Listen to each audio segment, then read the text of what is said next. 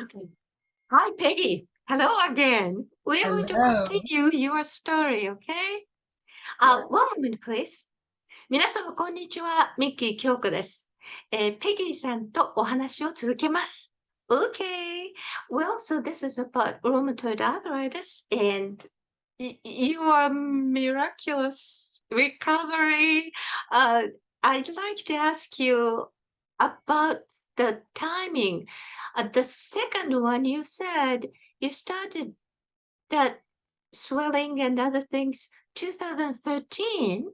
Uh-huh. Yes. Then your husband passed away 2012. Yes. Mm. Um, and then, well, in order to see a specialist, it takes time. But how how could you meet Dr. Meyer? I mean, your home doctor recommended him? Yes, yes. I started, my husband died late August of 2012. Mhm, And so by December, I was mhm, beginning to have these symptoms of arthritis. mhm, And I thought it was just ordinary arthritis that was coming on. And so I started going to my regular medical doctor, and she started doing tests and trying to figure out what was happening. And mhm. so by, I don't know, maybe January or February of 2013, Yes. they could not diagnose it as rheumatoid. I had to go through a rheumatologist to technically be diagnosed with rheumatoid, Mm, but mm. they referred me, and it did take probably 6 months to get an appointment. I don't know. I don't Yes. remember exactly, but it But was something something. like that. It Mm. was not quickly. I know. Yeah, yeah. So they had made the referral probably in early January, and it was probably the middle of 2013 before I got to the doctor. And Mm. that's when I started on the steroids and whatever this other medicine was. Mm. Well, then, when you met Dr. Maya for the first time, what did he do? Did he give you some tests? Or did he have blood tests? Or what did he have?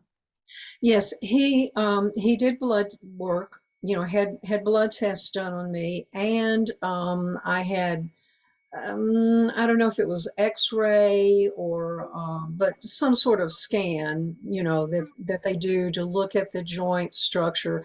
He was determining if I had regular osteoarthritis versus rheumatoid, which is different.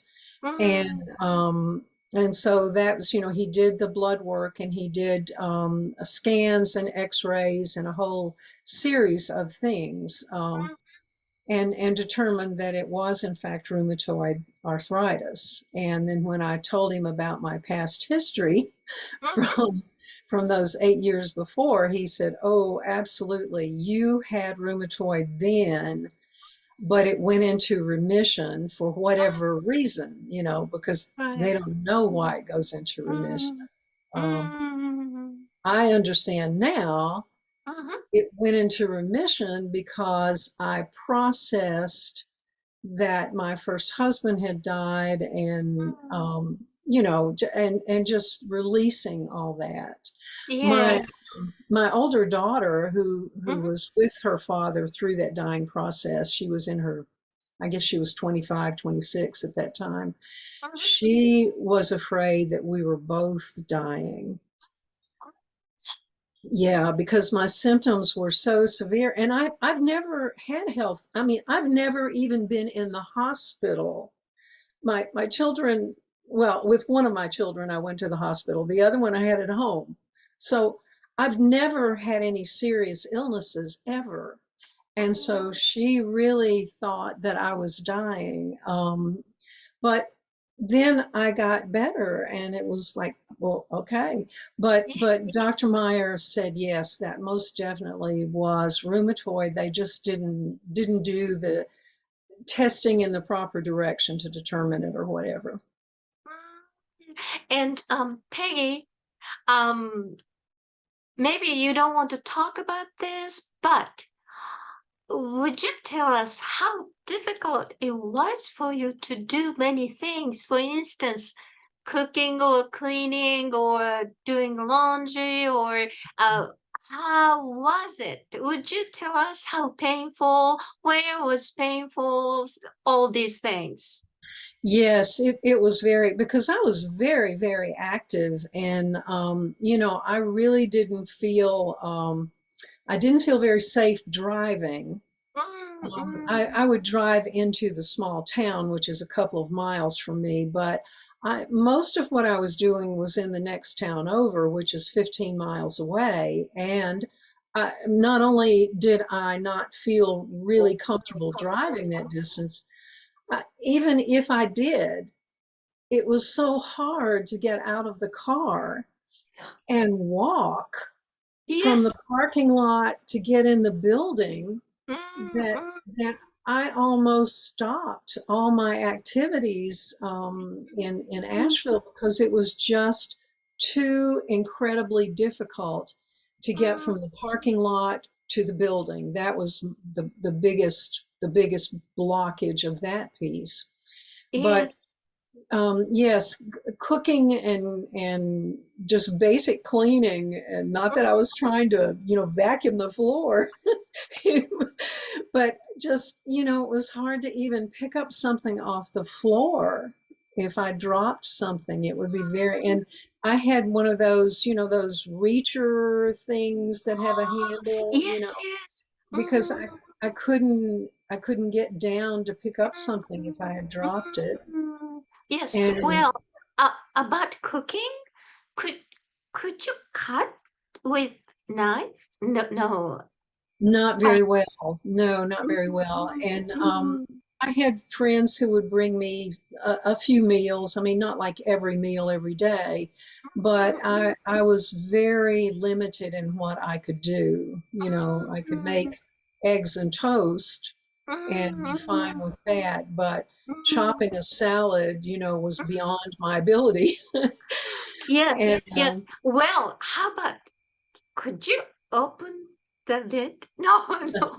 What did you do? How you? so I had several tools. One thing, the first thing that my children did, my adult children, bought. Their electric can openers are pretty common. Well, this was an electric jar opener, There's and something like that. you plug it in, and like, well, this Yeah. is my water bottle, but you it had these prongs, and so you Yes. put your Mhm, lid, your jar mhm. with the lid in it, Yes. and Yes. push the button, Mhm. and it would rotate it and open um, a, a cap that would screw on. Oh. Yeah. But the size, could you change the size?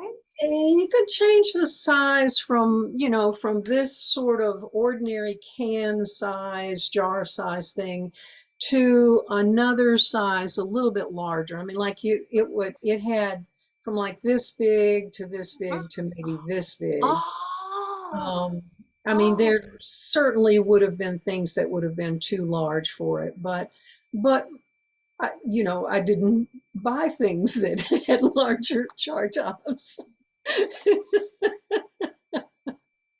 And so would you tell me, when you could start doing like a little bit cooking or walking from the car to, for instance, the clinic, you felt better, or when did you start feeling better? You started seeing the doctor maybe to 2013 or 2014 Mhm. when you met the doctor.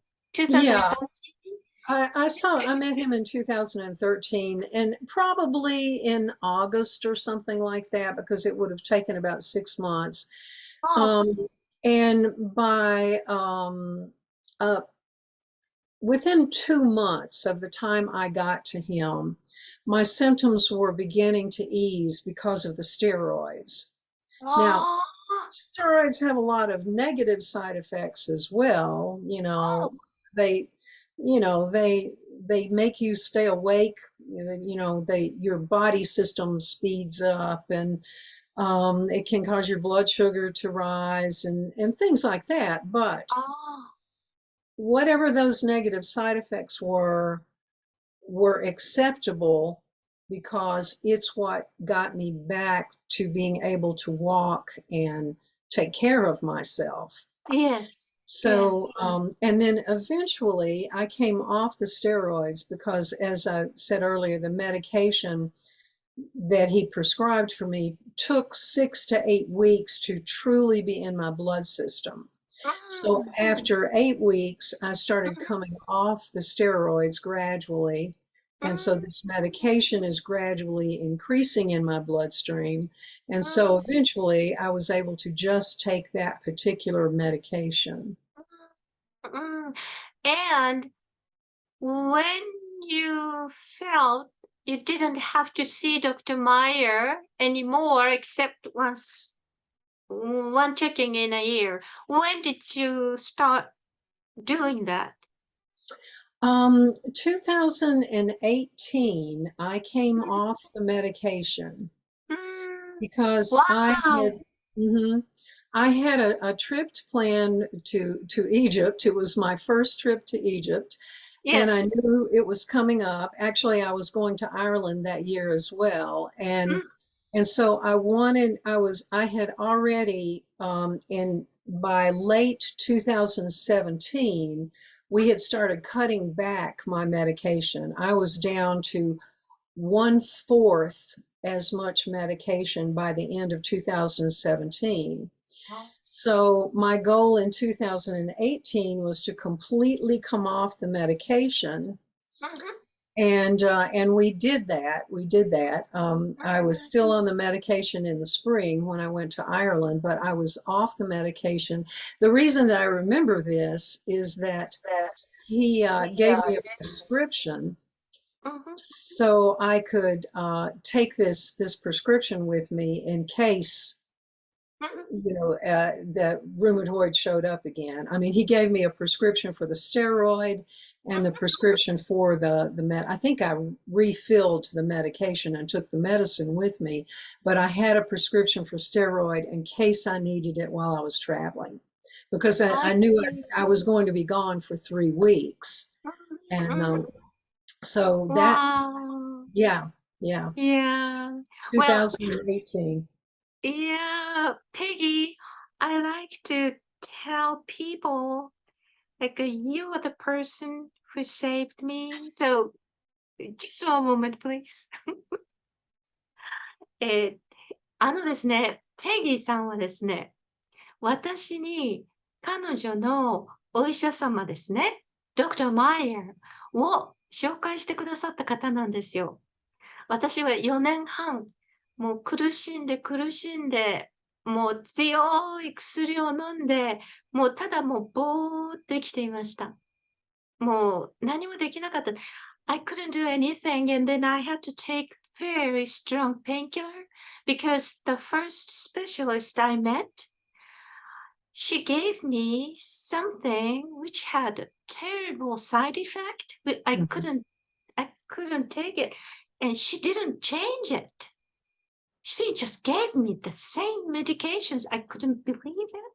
Yeah. And then so I stopped going to the clinic. I stopped seeing any doctor. So if I didn't see you, I'm still, I'm still under a painkiller, and then I'm just like zombie. Uh-huh. Really. Uh-huh. Now I'm still seeing Dr. Meyer, but I can do many things. I can now cut things. I can cook something, and not the big one, but I can do that.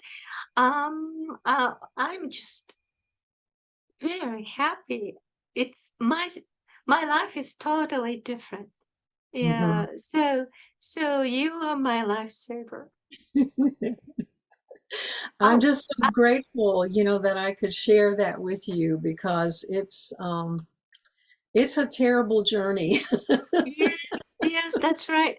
I never asked you about this detail, so I'm glad you could talk to me today. And well, I have to stop now, so please come back. And then I just stop now, okay?